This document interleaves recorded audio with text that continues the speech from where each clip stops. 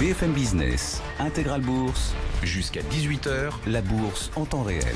Et au milieu de tout cela, qu'attendre des petites et moyennes capitalisations boursières pour 2020 ? C'est la question qu'on pose à Pierrick Baucher, à mes côtés en studio cet après-midi, directeur général et directeur des investissements d'Innocap Gestion. Bonjour et bienvenue Pierrick. Bonjour Grégoire. 2020, oui, sera-t-elle l'année au cours de laquelle les small caps, comme on les appelle, retrouveront leur surperformance historique par rapport aux grandes valeurs, aux large caps, comme on les appelle. La question se pose, alors au milieu d'une incertitude renouvelée, je parle bien sûr du coronavirus, mais avec vous on essaye de regarder à travers pour voir quand même la tendance de fond qui pourrait porter ces small caps en 2020. Quels sont les éléments d'analyse qu'on peut apporter à ce stade, Pierrick ? Vous avez raison Grégoire, prenons un petit peu de hauteur par rapport aux anticipations, à la volatilité de court terme sur les marchés, allons au-delà de la semaine et du mois, voire du trimestre.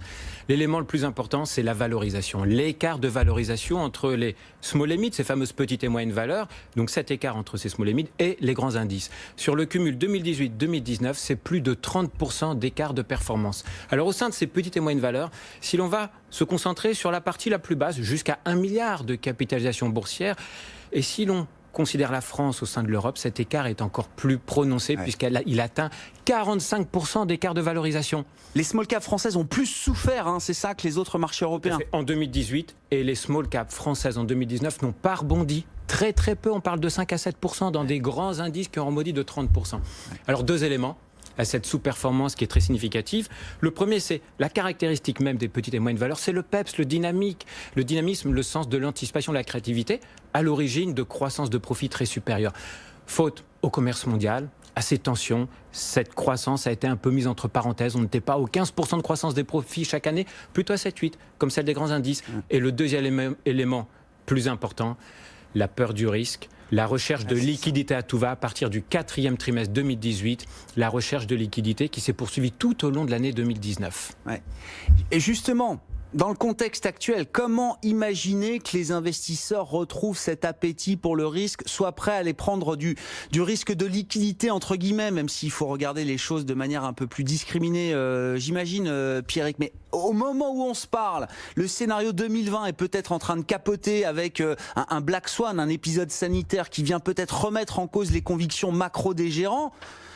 Qu'est-ce qu'on va aller s'embêter avec des petites valeurs pas liquides, Pierrick ? La valorisation ne suffit pas en soi à expliquer une envie, un regain d'investissement pour les petites et moyennes valeurs. Il faut un minimum de visibilité, qui n'était pas là sur les marchés en 2018-2019. Par contre, début 2020, avant le coronavirus. L'anticipation était que progressivement la visibilité reviendrait. Le Brexit s'organise, rien n'est réglé, c'est le début, mais il s'organise. La guerre commerciale n'est pas réglée, la politique industrielle n'est pas réglée, la propriété intellectuelle et tous ces enjeux ne sont pas réglés, mais par contre, l'accord de phase 1 nous dit que sur les tarifs, on s'organise la visibilité et la visibilité revient progressivement. Globalement, le coronavirus va impacter la croissance. Vous l'avez déjà évoqué à maintes reprises sur le plateau. Les analyses sont excellentes. Quelques semaines, quelques mois, quelques trimestres. Allons au-delà globalement.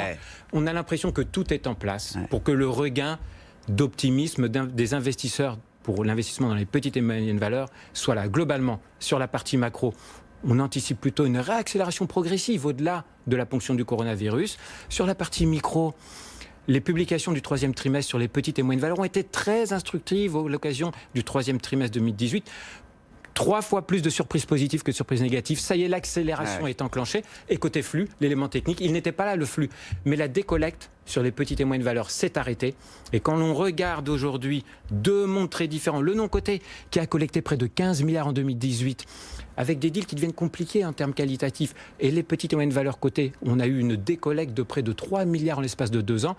L'écart est énorme et on voit aujourd'hui les acteurs du non-coté qui viennent faire le cours sur les marchés financiers cotés, puisque les valorisations ne sont pas chères. Et en parallèle, on a des acteurs cotés, des entreprises familiales, puisque les valorisations sont peu chères et que le marché ne valorise pas les perspectives à moyen terme. Ces entreprises cherchent à sortir de bourse et être non cotées. Le faisceau convergent, les marchés cotés, actions, petites et moyennes valeurs qui sont pas chères. C'est quand même un truc de dingue, Pierre. Ces spécialistes du non-coté, la smart money du private equity dit bon, dans le non-coté c'est trop cher, il y a trop de leviers, je regarde ce qu'il y a dans le côté et là tiens je trouve des valorisations intéressantes, et puis en même temps vous dites il y a des patrons de boîtes côté qui disent voilà j'ai plus rien à faire dans le côté, le marché sait pas me valoriser, il faut que j'aille voir du côté du private equity. C'est quand même exactement ça, mais le lien commun, ah bah bien sûr, l'endroit où il faut être, la bonne place au bon moment, semblerait être les actions petites et moyennes valeurs cotées. Alors soyons prudents, il faut être modeste, il faut rester prudent, mais pour un investisseur qui a le luxe d'avoir un horizon d'investissement à 3, 5, 7 ans, le timing semble être plutôt très opportun. C'est parfait là, qu'est-ce que ça donne justement là? Parce que alors aujourd'hui chez InnoCap il y a une gamme, on va dire complète de fonds, mais historiquement vous êtes quand même un acteur des small cap, vous venez du monde des small cap, Pierrick. Quadriche France Small Cap, c'est le fonds phare dédié aux petites capitalisations boursières françaises chez InnoCap. Justement sur longue période, là, prenons l'exemple de votre fonds pour montrer cette surperformance, qu'est-ce que ça donne? Alors les épisodes un peu compliqués 2018-2019, ça m'intéresse de savoir comment vous avez traversé cette phase-là, et justement quand on prend de la hauteur, qu'est-ce que ça donne en termes de performance? Le fonds a 6 ans et demi. Il a été créé le 2 juillet 2013. Sur ces 6 ans et demi, on va s'arrêter au 31-12-2019. La performance cumulée est de plus 115%. Ce qui apporte une performance annuelle moyenne de plus 12,5%. Ouais. Mais la performance n'est pas linéaire. À l'image de nos plus belles pépites cotées en France, on a des années de stagnation 2014, des années de forte contre-performance 2018. N'ayons pas peur de le dire. Nous avons été moins bons que le marché, on a contre-performé. Le rebond est là. 2019, plus 32%. Eh oui, c'est ça. Là, vous faites bien mieux que le marché des small cap l'an dernier. Avec de la volatilité globalement, mais à nouveau pour un investisseur qui aurait pour lui le temps devant lui, avec un horizon d'investissement à 3-5 ans minimum, les performances sont solides et les performances sont de qualité dans la durée. Et vous êtes convaincu qu'une fois que le bruit du virus aujourd'hui, en tout cas que le bruit qui entoure les marchés financiers régulièrement, une fois que ce bruit, que cette pollution sera retombée, vous dites non, la tendance c'est quand même plus de visibilité, des écarts de valorisation et des flux qui demandent entre autres, à se réinvestir justement sur ce genre de thématiques. Ça, vous êtes convaincu de ça? On est en plein dedans, les faisceaux semblent être convergents. Et petite piqûre de rappel, 2019, une année d'abondance de liquidités, de surabondance, où le stock picking n'a pas fonctionné. Le job d'un gérant engagé, qui fait de la sélection de valeur, qui va sur le terrain avec une approche engagée. InnoCap Gestion va sur le terrain, va dans les entreprises, va voir les patrons d'entreprises dans leur outil de travail globalement, avec une approche de private equity, qui est notre ADN globalement. Ce stock picking n'a pas fonctionné en 2019, puisque c'était l'abondance de liquidités. Place au luxe, à la tech, plus c'est gros, plus c'est liquide, plus c'est visible, et mieux c'est. 5 valeurs sur le marché américain ont fait 20-30% de la performance. Voilà, fallait pas chercher autre chose. 2020, toujours de la liquidité, mais sans doute un peu moins d'abondance de liquidité, plus de modération, et donc un environnement plus propice au job de base qui est la sélection, qui est ce fameux stock picking. Un environnement que l'on apprécie tout particulièrement, et nous sommes convaincus aujourd'hui, du fait des faisceaux convergents, que cet environnement pourrait être très favorable à la sélection de valeurs des petites et moyennes valeurs, les plus solides, les plus performantes, les plus différenciantes, les plus qualitatives, les plus établies partout dans le monde. La gestion active, justement, là, que recommande le gérant actif pour 2020? Alors non, c'est le mauvais terme, mais un exemple de dossier qui soit justement, voilà, une conviction forte aujourd'hui chez InnoCap Gestion en matière de petite capitalisation boursière, Pierrick. Un leader mondial qui détient 50% de parts de marché, dans un marché en forte croissance, une entreprise qui est ultra différenciante. Cette entreprise, c'est SES. Ça n'est pas Apple, c'est SES Imagotag, c'est ça. Petite entreprise, on a légèrement plus de 500 millions de capitalisation boursière. Mais globalement, tout est en place pour qu'SES Imagotag accélère fortement. Il faut rappeler juste Pierrick, ils font les business. On rappelle rapidement son business, c'est le leader mondial des étiquettes digitales pour la grande distribution alimentaire, non alimentaire.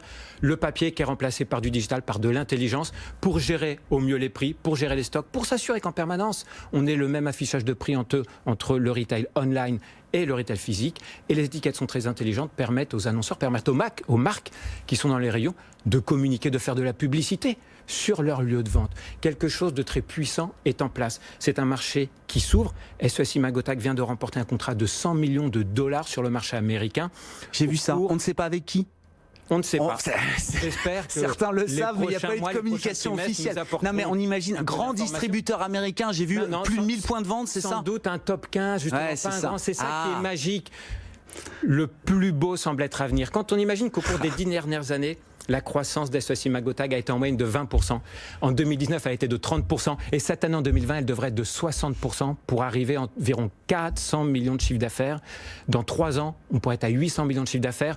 Est-ce que vous avez beaucoup d'entreprises françaises, cotées, leaders mondiales, très établies, qui ont cette visibilité de multiplier par 3 leur chiffre d'affaires dans les 3 ans, avec des profits qui pourraient être multipliés par 5?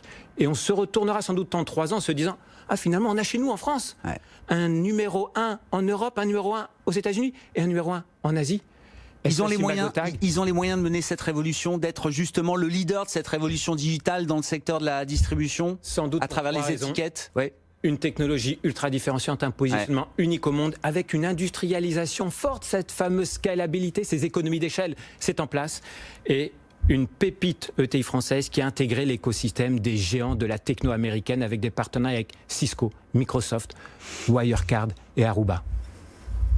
Ah oui, donc des barrières à l'entrée. Parce qu'on se dit l'étiquette numérique présentée comme ça, bon, c'est une facilité. Mais non, il y a tellement d'intelligence et de techno derrière. Toute l'infrastructure du retail physique, c'est un outil ultra différenciant qui va permettre au retail physique de regagner les parts de marché sur le online.